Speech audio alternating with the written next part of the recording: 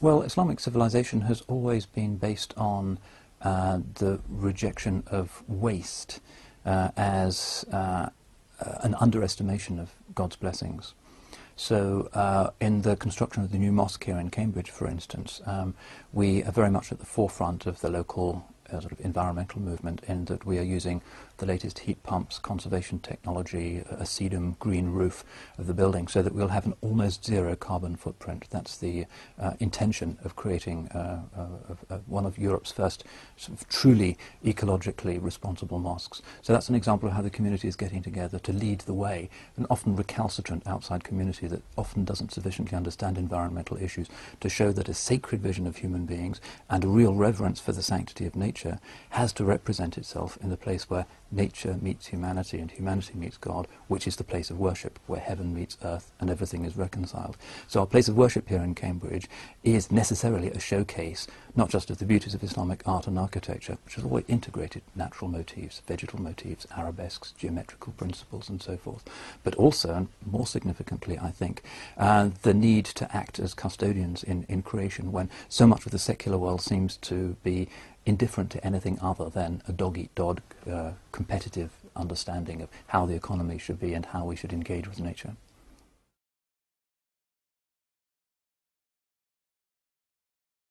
The act of worship in Islam is precisely that reconnection of human beings to the sanctity of the earth. We begin in a standing position and we end in a position of prostration. Our foreheads, the symbol of our human pride, press to the earth, the clay from which we originated. Adam in the Quranic vision is created out of clay, out of earth. In our basic physicality, we are just another part of the physical world.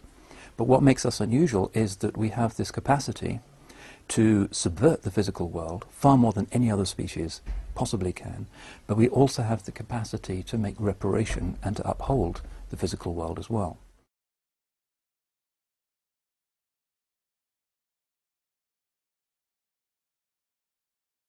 So the basic Islamic understanding of the environment is not that it's a backdrop to the real drama which is human beings, but that we are part of this extraordinary cosmic symphony which is the interaction of the divine names of which we are a part. The only thing that differentiates us from the environment is that we have this custodial capacity. We can rise above our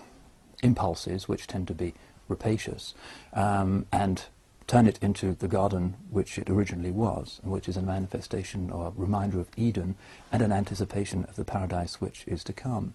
Or we can turn it into a kind of hell, the fiery principle as opposed to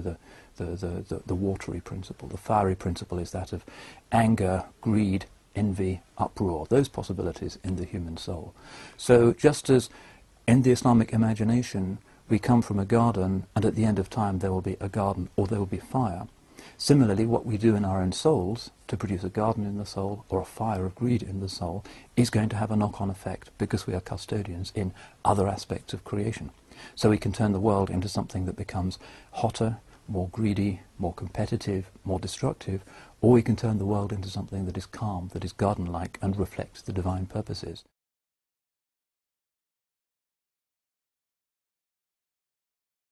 For me, the genius of the prophetic teaching is that he was somebody who calls us back to what we are as natural human beings, not as fallen, not as intrinsically sinful, not as godlike beings temporarily visiting this ugly and fallen world, but as part of this extraordinary panoply of the interaction of divine names and predicates, which is the created world.